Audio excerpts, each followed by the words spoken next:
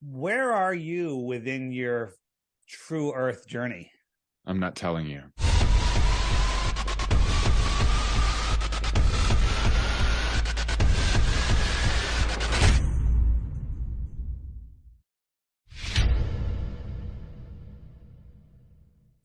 Well, absolutely nobody can deny that Dave Weiss is intellectually fearless. Dave Weiss, or Flat Earth Dave, as he's also known, is a global expert on all things related to the Flat Earth movement. Dave believes that the world's elites, or as he calls them, the controllers, use TV programming to hide the truth nature of reality from all of us. Well, I would tend to agree with all of that. They make us believe the world is completely physical, hiding the spiritual and metaphysical nature of reality. And yes, he thinks the world is actually flat and that NASA is just a propaganda apparatus just as much as big tech or social media or public schools. Well, Dave wanted to come on this show and says that he's happy to answer literally any question that we have about the Earth and its shape. And to that end, he joins us now. Dave, thank you so much for coming. We appreciate it. Stu, thanks for having me on. And in this crazy time we live in, many listeners are saying right now, why the heck is he talking about the shape of the Earth? What does it matter with all the other nonsense going on in the world? And the long story short is it is the reason they're getting away with all this nonsense. People are lost in space, spinning out of control, don't know where they are in a godless or distant God universe, and they don't realize that we're at the center of creation. So when you say flat Earth, I say a topographical level plane. Yes, there's hills, there's valleys, there's all sorts of stuff. And when you first hear about flat Earth, you're like, no way, it's so stupid. It's because everybody has this idea. This is what we've been brainwashed into thinking flat Earth is. No flat earther thinks this. So once you understand what the flat Earth is and what it's not, then you start to see, and then the why it matters really comes into play. Yeah, why is it that flat Earth is the single thing that triggers people the most? I mean, I say things. I was in an airplane recently traveling, took a picture out the window, said, don't see the curve, looks pretty flat. I was at the beach, took a picture of the ocean, said, I'm not seeing a curve, looks pretty flat. People go absolutely nuts. Why is that? It's because we've been indoctrinated into flat Earth before we could even talk. We were in our cribs. Our parents put mobiles above our heads of the solar system. We watch Sesame Street. There's astronauts on there. The first worksheet we take home from school is the movement of the sun, the moon, and the Earth.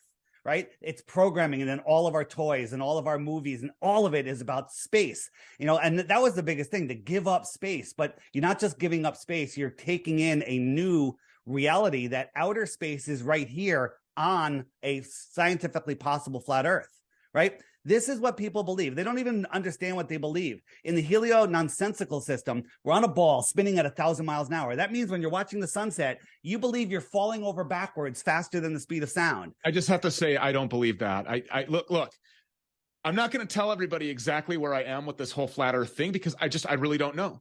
But I do have a question about this. You mentioned the 1080 miles per hour. I asked a pilot to explain this because I asked a pilot, is it flat? And he looked at me like I was crazy. And he goes, no, Mr. Peters, it's not flat. This was getting off. We were deplaning. And I said, well, let me just riddle me this then. Answer this question for me. So we're on this aircraft and we just went from Minneapolis to Orlando.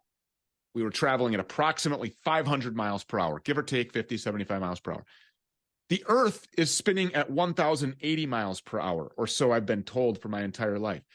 So how did we ever catch up to Orlando? Or did we just wait for it to catch back up to us? He couldn't really explain that.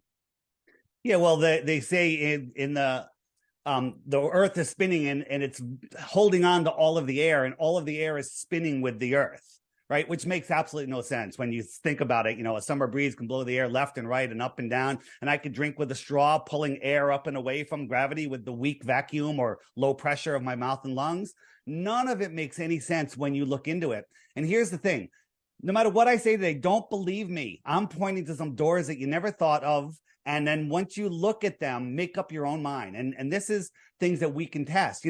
Stu, you do such an amazing job, exposing all of the stuff going on with the injection, the lethal injection. And it's hard for a normal person to verify that. I don't have an electron microscope. I don't understand what I'm looking at. I have to believe. I have to understand. I have to trust. But the true nature of our world is testable by every single person. So it's something that's very, very, very simple to do.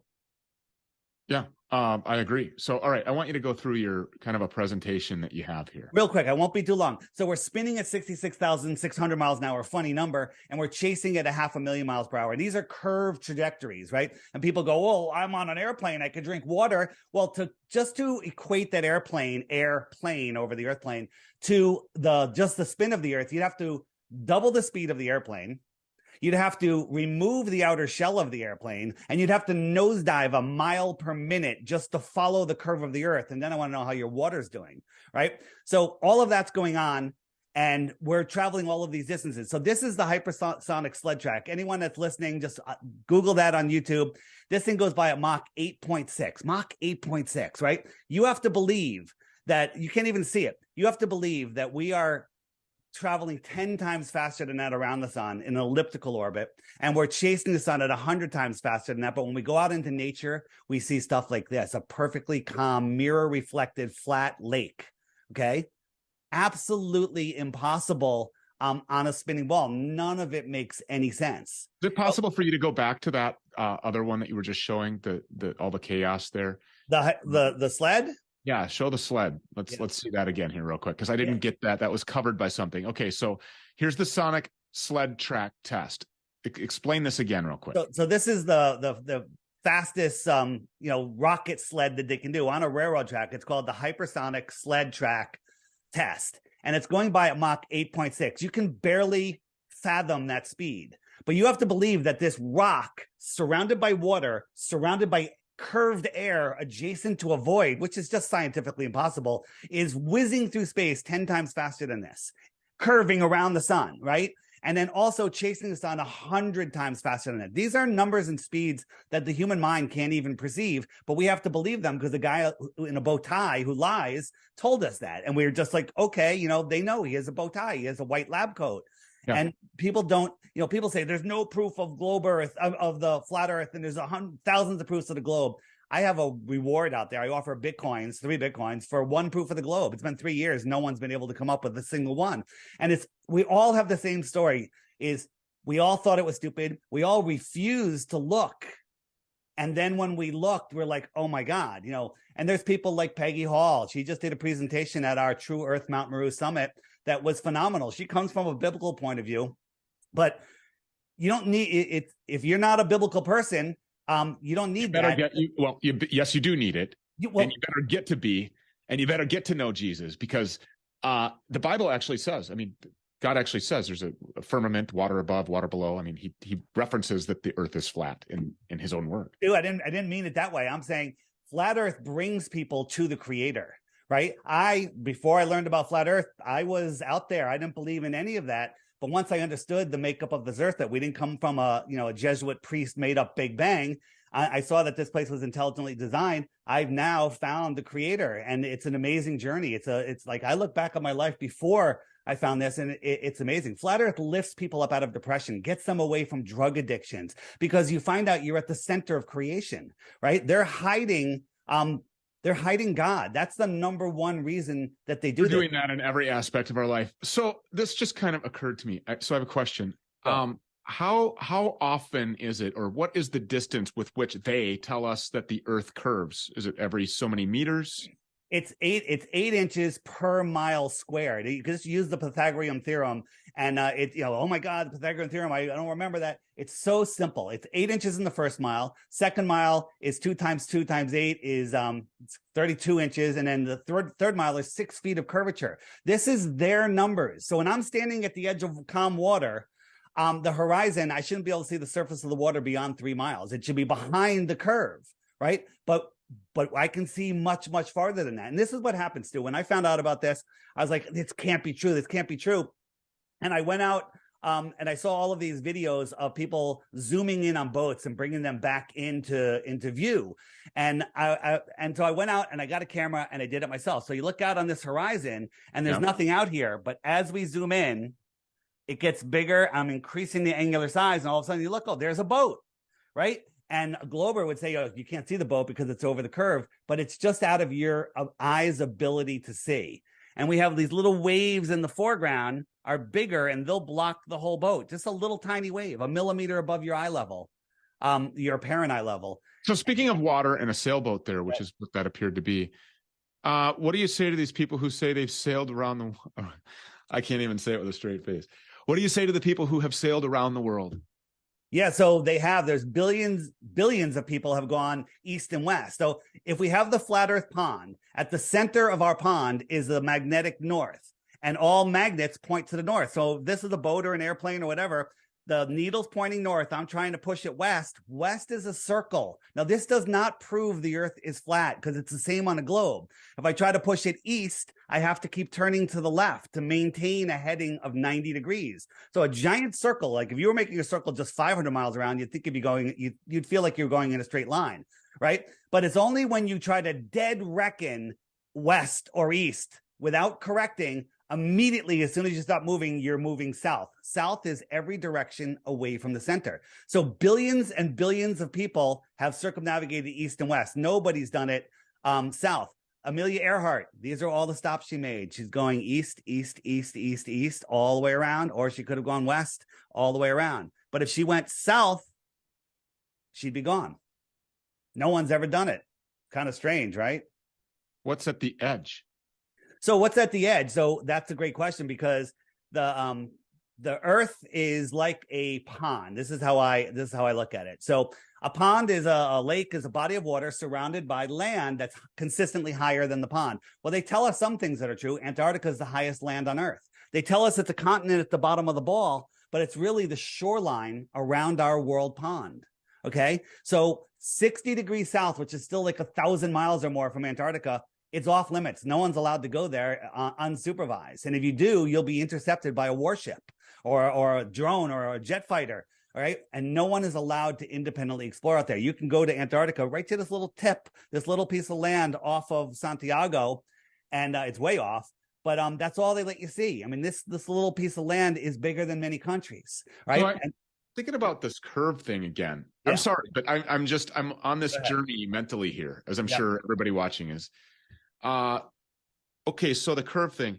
Yeah, because if you're in an airplane and say the autopilot is set at 36,000 feet, if you go up or down in an aircraft, I'm sure you've flown before, right, Dave? Yeah, of course. If you go up or down in an aircraft, you can feel that in your stomach and you can feel even 100-foot descent or an altitude increase, you can feel it physically. Dude, when you're on an airplane and taking a nap, as soon as the pilot just slowly starts to head to the airport, you like wake up. Oh my God, we're moving. We changed our direction. So if the Earth was really curving like that, wouldn't the pilot have to be constantly adjusting to stay 36,000 feet above the surface of this round ball? So they claim now that there's these electronics that adjust the gyro. A gyro is how an airplane stays level. They spin it up. It holds rigidity in space. So they spin it up level to where they took off from. And as they go around the ball, it should make their horizon dip backwards because it holds rigidity. But they're saying that it adjusts for this curve. That's absolute and total nonsense, because pilots were flying with mechanical gyros for decades and decades and decades before this alleged electronic gyro thing is up. So we've tested, airplanes fly straight and level over the Earth plane. There's so many proofs of this, including emergency landings. But, we're told that we're crazy because we think down is down. Right? We think down is down for everybody. And, on the globe, down is antipodal to people on the other side of the spinning Earth, right? Once you think about this model that we've been sold, you really wonder how the heck you ever believed it. Yeah. I know. It's very strange. So this is what are we looking at here? So this is a map that was found in Hawaii in a Buddhist temple. As they said, it's supposedly 10,000 years old, and it's showing other continents outside of our pond area. What's really interesting is there's a website that has tracking of ships. You can track cargo ships all over the world. Yep. And we've recently found a row of ships going through Antarctica that's supposed to be frozen or land. Right. And they're showing them going right through Antarctica. So maybe they're going out here. Right. They've wrapped it all around and made us think that we're on a ball. But in reality, it's an extended plane. Here's the thing. I'm not claiming that any of this is true. We want the right as free human beings to go explore these outer lands, but they don't want us to explore the North or the South, because if we did, in my opinion, we'd find out we're not on a spinning ball. And once you wake up to this flat earth deception, Stu, I woke people up for years on all the other deceptions that are going on, and people just go right back to sleep. But when you wake up to the globe lie, then you all of a sudden everything changes. Yeah, I mean, you can't believe anything that these people are telling us. Right. I asked this Space Force guy who was just telling me constantly, repeatedly, over and over, gaslighting me for 30 minutes about how space was real and that NASA was credible and that, you know, the globe is round, it's a ball spinning. And I asked him, well, have you ever, certainly Space Force, you've obviously, then you've been to space, you've seen this. And he goes, no. And I said, oh, well, then I mean, I guess the conversation is over. Why is it that every image that we see of Earth from space happens to be a computer generated image, a CGI? And why is constantly every landmass a different size and a different ratio compared to the water? Yeah, because they are CGI, they're paintings, they're, you know, the blue marble, which is this one right here that's on everyone's iPhone when the iPhone very pretty. Yeah, it's very, I mean, it's a very pretty thing. Right. But when you look at them and you do actual measurements, like, you know, there's two famous photos, 2012 and 2017, I think, of the Earth showing the United States. Well, we can measure across Baja and Mexico, so we know how long that is. And to fit that inside the radius of the Earth, it's like you need the Earth would have to be 10 times bigger, right? It's unbelievable. So getting back to the curvature real quick. We're zooming in on a ship. We see a ship. We know it's 16 miles away. Well, we shouldn't be able to see it because the camera's a foot off the ground, right? We shouldn't be able to see that whole ship because it should be behind a serious amount of curvature. Then we can see water beyond that ship, which means, well, there's no curvature. We see the water. And then we saw another ship miles and miles beyond that, right? So let's just pretend that one that's miles and miles behind it is just a mile behind it, 17 miles. If we use the curvature formula backwards, the Earth would need a radius of, I think it's like over 100,000 miles when they say our radius is just under 4,000. Okay. For us to be able to see that second ship, the radius of the Earth, let that soak in, would be over 100,000 miles. Okay. None of this makes any sense. The ball is scientifically impossible. The flat level plane, which we're figuring out what this place is scientifically possible. Yeah.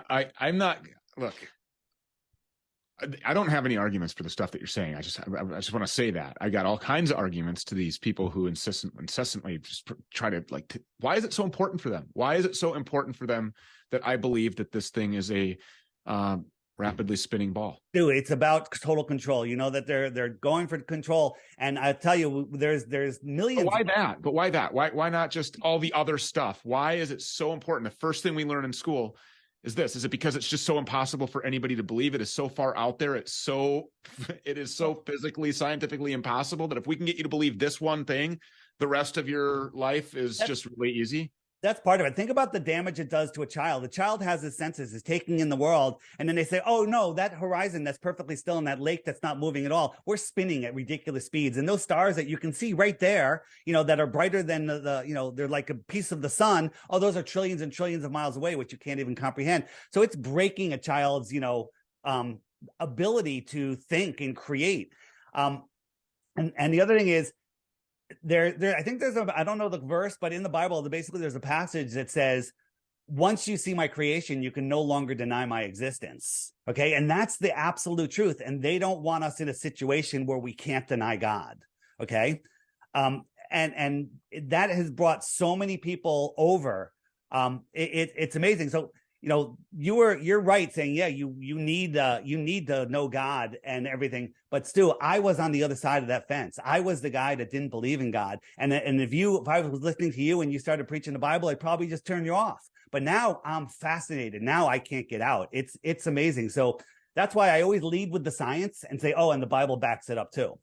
Real quick, these are plane routes. Now, plane routes from the southern in the southern hemisphere do crazy things. They go all the way up into the north and then all the way back down. And the argument is, well, they have hubs there and they're pickups and drop off people and they're trying to make money. But there's a thing that happens. Sometimes people have emergencies on airplanes, probably more now than ever before. Yeah, I wonder why that might be. Yeah. Well, but over the years, there's been a bunch of them, and they have to do an emergency landing. So this is one from New York to, let's say, Hawaii, New York Hawaii, to Hawaii. Yep. And they had an emergency, and they went 1,000 miles out of the way to Seattle. They got there impossibly fast, but when you look at it on a flat Earth map, it lines right up. It's the spot is right on the line. Another one from Beijing to Dallas to Beijing, landed in Calgary, was like 1,500 miles out of the way. They got there amazingly fast. Happens to be, if you put it on a flat Earth map, it's right there. And then we had a recent one. This one is going to get you. So this one is, where is it? Sorry. It's fascinating. I mean, yeah. It really is. I'm like a kid, like learning stuff all over again. It's crazy. So yeah, this is it. And all of my stuff can be found at flatearthdave.com. Just, I'm going to give you guys a challenge, and I guarantee if you take it, you'll end up at least being a globe denier until you realize it's a little deeper than that. So Hong Kong to Europe, and it's a 12-hour flight. And 4 hours into the flight, this family was flying, and the mother died in her chair. Boom, suddenly died. Interesting, right? Yeah. Little plug there. Died suddenly. Died suddenly. And they left her in that chair for 8 hours with her kids next to her. They could have stopped here. There's dozens of airports that they could have stopped at. But the problem was, that's not where they were. If you look at it on a flat Earth map, died suddenly, and then they were over Russia, right? So two things. One, they can't land because they'll be like, why are we over Russia? And the other one is, if they landed in Russia, Russia would have said, oh, let us help, please. And they would have been the good guy. Russia, good guy. And what are you doing flying over Russia? I thought we weren't allowed to fly over Russia. This is the route. So 8 hours, and then they stopped in Frankfurt. Why don't they just finish the trip to London? Okay. I mean, it's already 8 hours there, but it's because they were over Russia. This happens all the time, right? Another one from New York to Auckland, New Zealand, right? New York to Auckland, New Zealand. There was an emergency, and they went to Beijing. Oh, I got the wrong one up here. Hold on a second. Yeah, it looks like Fiji Islands. Yeah. So going from New York to Auckland, right about here is emergency. They went all the way over to Fiji, which was arguably farther than their final destination. But when we look at it on a flat Earth map, Fiji's right on the flight route. How many times does this have to happen before people say, okay? So hold on a minute. These are actual documentable flights and emergencies and things that we can actually get flight numbers for and prove that they actually made these diversions? 100%. On my website, flatearthdave.com. Scroll down. There's a book called 16 Emergency Landings Proving Flat Earth. Check it out. It's all documented. Everything is there. All the work has been done for you. It's amazing. It's there, and there's actually 18 emergency landings that we have documented now. We were told that we only had 20 minutes for this segment, but I have to keep going because I have to ask you something. What are the most passionate arguments? You know what, Dave? No, you're totally wrong. Here's why. If you were to pick like the top 3 or top 5, you think that are the most common, like, nope, you're nuts. It's round and we're spinning super fast. And you're not flying off of it, and neither is the water. Put water on a spinning top. Do it. You guys, all of you, take a spinning top and drop a piece of water on it. A drop of water, it flies off. So how are we retaining these oceans and all this water? I don't get it. But anyways, what are the 3 to 5 that you think? Well, there's not 3 to 5. The best one that they have is they love looking up at the lights in the sky, at the stars, and saying, oh, because the star rotation in the south is another direction. Here's the problem. You can't look up at the stars and say, well, that can't happen on a flat Earth, because there's 100 ways it could happen, because we don't know what those stars are. Imagine our sun. Our sun is a yoga ball. The Earth is a BB or a marble next to it. That's what they tell us, right? Yeah. Move the sun 93 million miles away where they tell us it. Now it's the size of a coin held at arm's length. So it gets smaller due to distance. Stu, if I doubled that distance, how much smaller would it get? If I made it 8 times as far, how much smaller does it get? Could you see it? And the answer is, scientifically provably, its angular size would be too small to see at 8 times the distance. Well, 8 times the distance is 1 light hour. The distance light allegedly travels in an hour. Okay. So Polaris, our North Star, they tell us is 48 times bigger than our sun. Cool. Now we can make a comparison. If I made Polaris 48 light hours away, we couldn't see it, because scaling, with size, 48 times farther, 48 times bigger, it'd be the same unseeable size. Well, that's 2 light days. Let's round up to a light week. You could not see Polaris, period. Okay. And there's many other reasons why you couldn't because of the brightness issue. They tell us Polaris is 433 light years away. Your mind just short circuits right here. Okay. Yeah. So this is the only one argument that you get is this Polaris and the sun nonsense. That's it. The rotation of the southern stars. And that's a more complicated thing. I have an app. It's called the Flat Earth Sun, Moon, and Zodiac Clock app. If you hit the frequently asked questions button and then you hit the southern flight routes southern star rotation. It's just loading because I just loaded it for the first time. Yeah, which is right over here. And then it'll bring up all of the videos that they're hiding. Here's the thing, Stu. I had to make this app because they're hiding this information. Like if you Googled, hey, are vaccines safe? Okay, what are you going to get? Of course. You're going to get nonsense. And you get the same thing. You get nonsense with Flat Earth. They feed you all of their propaganda. Why are they hiding it? So, we're out here. We have all of the questions are answered in here. And Google Stu Peters. It'll take you to my Wikipedia. Virtually everything on there is false. Why is it so important for them to discredit me? Right. And, and people say flat Earth is dying, Stu. This is on my app. I have a thing called the Friend Finder so people can find other like-minded people. And by the way, all of these blue dots are people that are awake and aware and 99.99% unvaccinated. These are all of the people that are awake and aware. This is the fastest growing awakening that I've ever seen. And it is truly amazing. Wow. Yeah. So Stu, I'd love to talk to you longer. And there's so much more. And here's the thing. You can believe anything. Like someone tells you something. Okay, believe it. You're done. Right. But if I told you I lived in Connecticut, you'd believe me. But you don't know it. But then you'd have to take some time and do some research and jump on Facebook or whatever and find my friends, find my high school. Okay, yeah, he lives in Connecticut. Right. So it takes time to verify stuff. People don't like taking time and effort. You can lead a person to knowledge, but you can't make them think. Well, we all had the same story. We refused to look at first. And then when we were forced to, then you can see. Why do you think it's so important for these people who just can't imagine? Like, so here's, I'll just be honest with you where I'm at with this. Go. Nobody has proven to me that this thing is round. Nobody has ever proven that. So, I mean, of course, I'm the type of person, whether I was investigating, trying to find fugitives, or I'm investigating, Mark Meadows and his ties to China, or investigating Vernon Jones, how disingenuous or legitimate he might be, or investigating what's in these vials that they're calling a safe and effective vaccine. I'm a guy that just likes to ask questions. I want to know the answers to the questions. Nobody's ever been able to prove it. So where I'm at right now is somebody prove it and I'll be fine with it. But why is it so important for those people? And I'm not even talking about the powers that be, Dave. I'm talking about, Nancy down the street, or, Tim that you go fishing with, or whatever. Why is it so important for them to just believe so badly that this thing is round?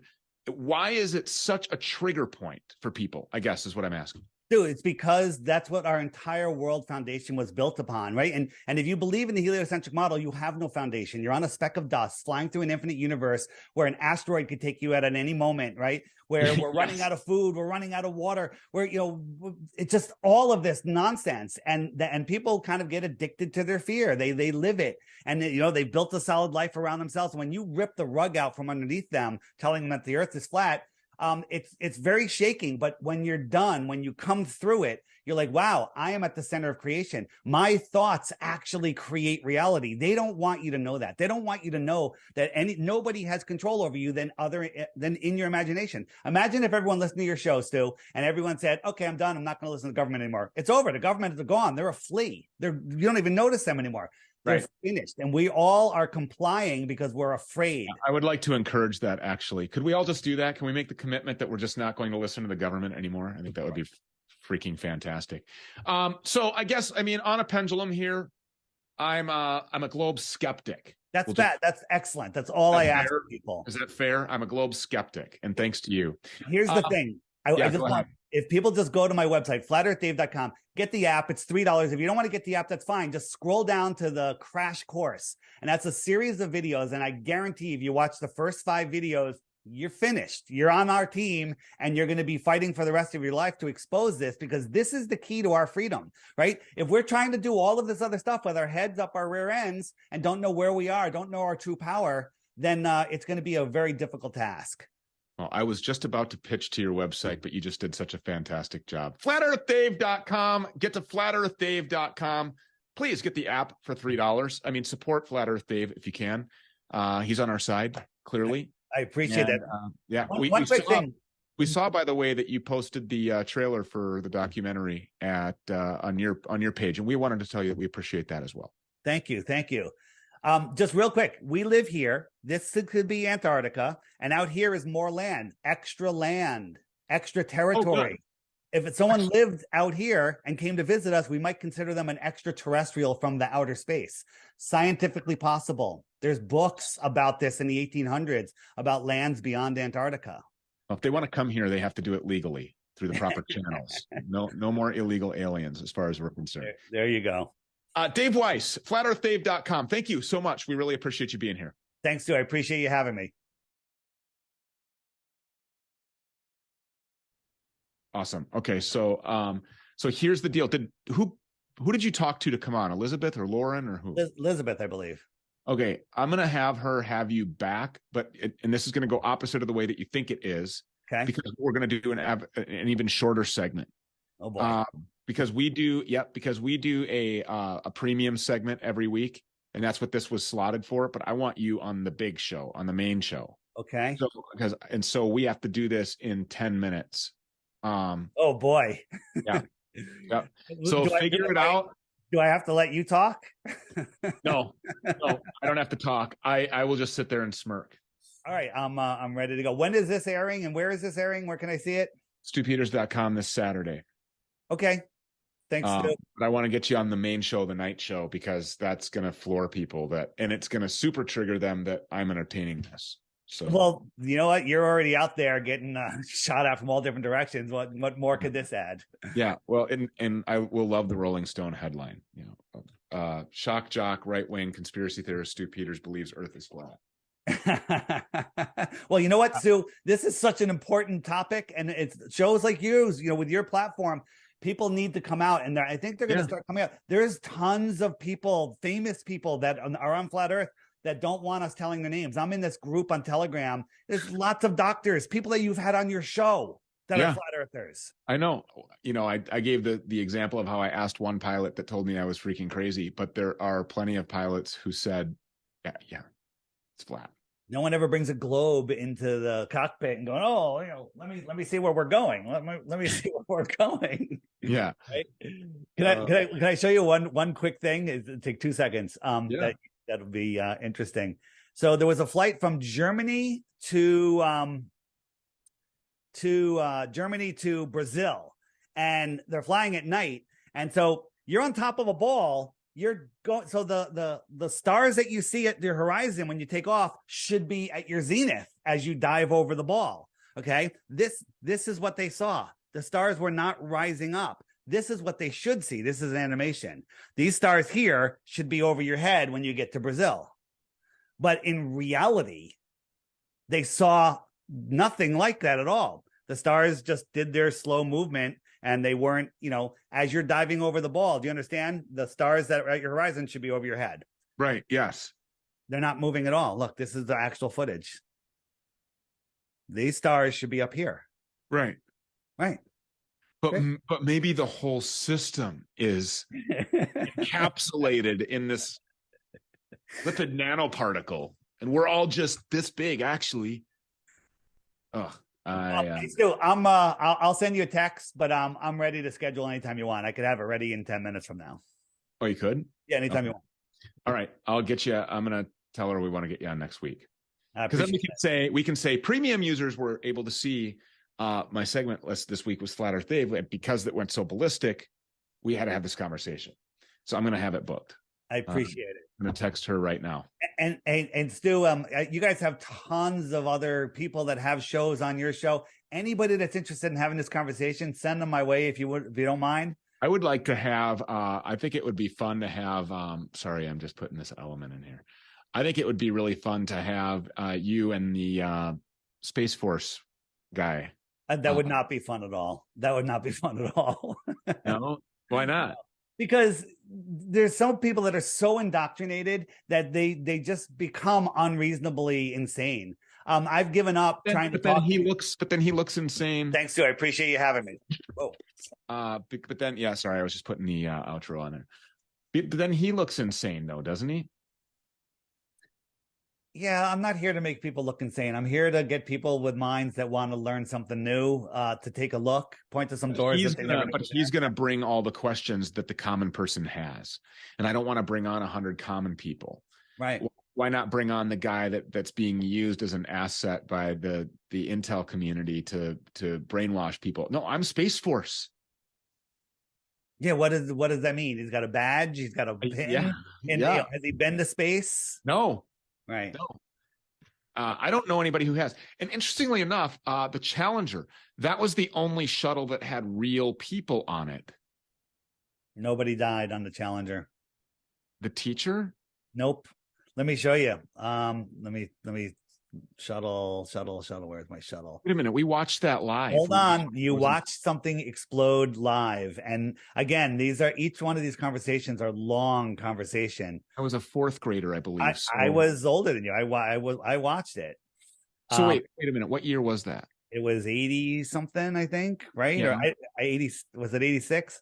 Hold on. How old are you in fourth grade? Hold on. You're going to like this. Here you go.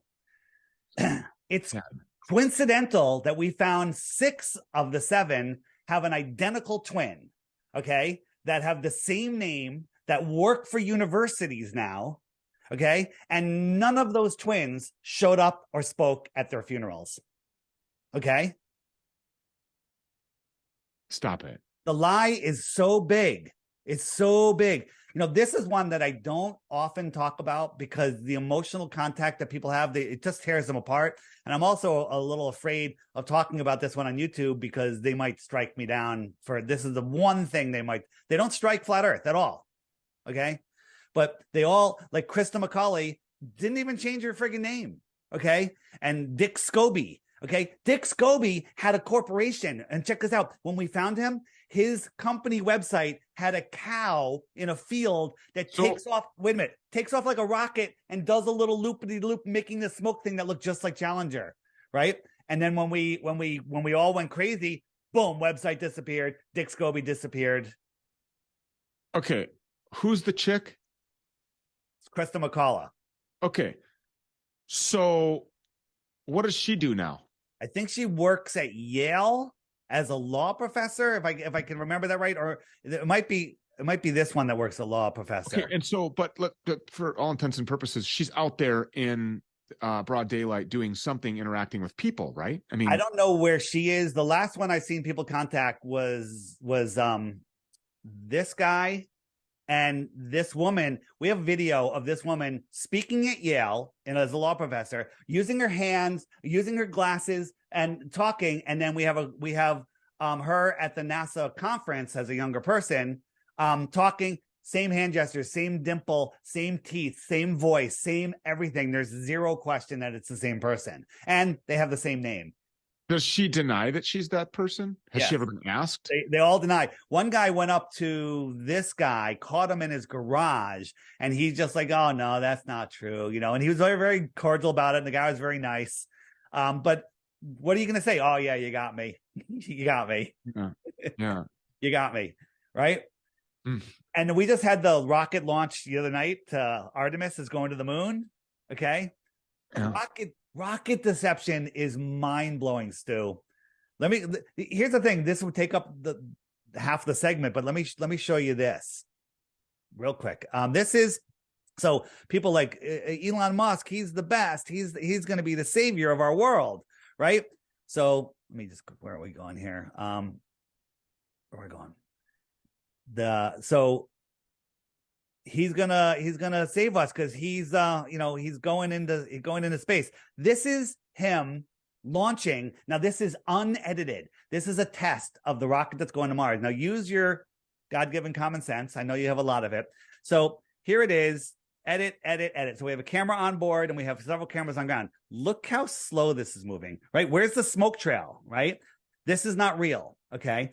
So this is what they show us. Now look, side angle, camera is not very high. Look, it's not very high. The engine's almost about to burn out. And then watch on board. Oh, we're up pretty high all of a sudden. And then side view again. Can't be very high. Now watch. The engine, no, it's up very high again. Engines are going to turn off. And now it's free falling. Now look, how high could this be with this camera angle? Look at this smoke. Watch the next edit. The smoke's going even slower. Ready? Edit. Edit, edit. Here it comes. Look at the smoke. This is supposedly tons, tens of tons free falling. Okay. Oh, now look how high it is. This is their unedited live footage. Okay. Now watch. 3 of the engines are going to go on. It's going to turn upright. The camera is going to get right underneath it. 2 of the engines are going to burn out and it's going to land upright.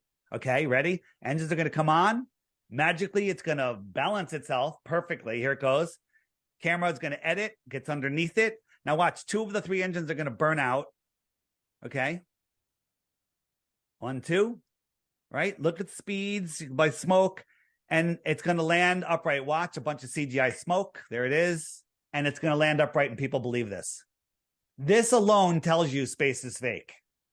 Yeah, the stuff coming out of the bottom of the rocket, where allegedly the engines are, is fake. I mean, it's worse animation than on my kid's Xbox that I play all the time. But did you notice there was no smoke trail? That there's 2 types of launches NASA does. Some of them they're launching something real, like the Artemis that launched in the middle of the night, 1:30 in the morning. You know. And it launched something with smoke and then left. Where does that thing end up? Bermuda Triangle. Bam, in the water. That's it. And it's not even a giant thing. It's small. Most of them are blimps, right? The external tank on the shuttle, on the shuttle when it fell back, it's a helium tank, Stu. Helium. Okay. Let me show you. So check this out. This is the external tank. This is giant. It's 20,000 pounds empty. So this is falling back to Earth. Does this look like it's falling or is it floating? Okay. It's going to get worse. I'm going to tell you something that's going to freak you out. But watch, in about 10 seconds, a little tissue is going to float by to give you a reference of how fast it's going. So this is being, do you see it? Yeah. Yes. So if you were in a helicopter filming this, it would be falling so fast it would be out of sight. It's supposedly going to burn up before it gets to those clouds and disintegrate. Okay. But this is being filmed out the window of the guys on the shuttle that are going 20,000 miles an hour into space up. And they're filming this from the window as this thing is still orbiting and keeping up with them as it's falling back to Earth. I'm sorry. If you can't see through that, I can't help you, is what I tell people. Wow. Amazing, right? I mean, I have a hard time filming out the window of my truck when I see a deer. Yeah. Running 30 miles per hour. 4 million pounds blowing around in the wind like it's a bouncy house. 4 million pounds, Stu. Right? And check this out. SR-71, right? Why doesn't it have any paint on it? Because it gets so hot because of the friction that the paint would burn off. The thing gets so hot, it expands 6 inches. When it's flying, it's like over 500 degrees, okay? And it's pretty aerodynamic. This thing goes Mach 33, compared to this can only do Mach 3.2 or else it rips apart. Put it together. Yeah. Right? All right. One more for you, just to blow your mind. Okay. The closest star is 25 trillion miles away. That's the closest one. The other ones are magnitudes farther. 25 trillion miles. It's 4.5 light years. 25 trillion miles. If you were traveling at a mile per second for a year, no, not for a year. I'm sorry. A mile per second for 1 trillion seconds. How long would that be? Sorry, my computer went off. If you were traveling at 1 mile every second, which no human has ever gone that fast, for 1 trillion seconds, how long have you been traveling? 1 trillion miles. 1 trillion, no. A trillion miles, but how much time is that at a mile per second? So how long is 1 trillion seconds is my question. Oh, I can't even do that math. 31,000 years. So if you're going at a mile per second for 31,000 years, you're 1/25 of the way to the closest star. Is your mind just short-circuiting? It makes no sense. Yeah. And so how long will it take for this thing to get to the moon? Oh, it's only 238,000 miles away. It takes a couple of days. It's going to go there. It's going to It's going to orbit the moon, and then somehow it's going to eject some mass to send it back to Earth, but there's nothing to eject. It's all, when you look at the official story and the stuff, you're like, no, just no, I'm sorry, no. So what is it going to send back to Earth? So Artemis, they we had airplanes. I mean, we went to the moon. We went to the moon in the 60s and 70s, but wait, we lost that technology though. We missed. But we lost it. It's a painful process to build it back again. Yeah. You've been listening. Yeah. I like the phone that the president used to contact the people on the moon. The corded phone. Yeah, absolutely. And when we look at the Artemis, check this out. This is the outside of Artemis. Imagine this PVC piping and squared off brackets on the side of a 747. Do you think that would be aerodynamic? Right? This thing is going 17,000 miles an hour within our atmosphere. Okay. It's absolute insanity, right? And you look, this is a close up of the bottom. Check this out. This thing is overinflated. This is a balloon. This is a blimp. Okay. This would be precision. This is going to take all of the thrust to lift up a couple million pounds. Absolute insanity. Absolute insanity. This is like, have you ever seen the video? I'm sure you have. All of the Afghans clinging on to the side of a United States Air Force cargo jet going down the runway at 160. Oh, that's so it's a balloon. It's a balloon. If you look at the windows on that thing, they're paint. Yeah. They're not paint. I mean, they're just, it's a graphic. The whole thing is a blown up graphic. NASA controls all of the helium in the world. Did you know that? No, I did not know that. NASA owns all of the major helium companies in the world. And there's always a helium shortage because I don't think there's a helium shortage. They might be using it all up, but they just don't want us having access to rigid inflatables. They demonize hydrogen with the Hindenburg, and then they've made a helium shortage, so we can't have dirigibles. Because if we had a dirigible, we can go explore the outer lands for years on end without refueling. Just looking some of this stuff. I mean, this is, I gotta have. We got to put you on the main show. Let's see, where is this? I lost that email because I'm in a different email box, but I was going to send you some of the gaslighting, but I'm sure you've seen it all. I mean, I've seen it all. I've seen everything. You know what these people say and how they do it. All right, I got to go. I'm going to contact Lauren. I'm going to let her know to get you on the big show sometime next week. We'll do 10 minutes and we'll have a blast. 10 minutes. I love it. I appreciate it. Thank you, Sue. You got it. We'll see you. Keep doing the good work. Thanks. Thank you. I'll try. Bye. Hello everyone, Strawman Dan here, and before I start I just want to tell you all about what is by far my favourite app of all time. Yes, you guessed it, it's the Flat Earth, Sun, Moon and Zodiac Clock app. I know, for years I have been anti-Flat Earth with my highly edited weekly anti-Flat Earth scripted rants, but after downloading this app, wow, I'm blown away. Earth is a horizontal level plane and I'm a complete douchebag. I'm sorry.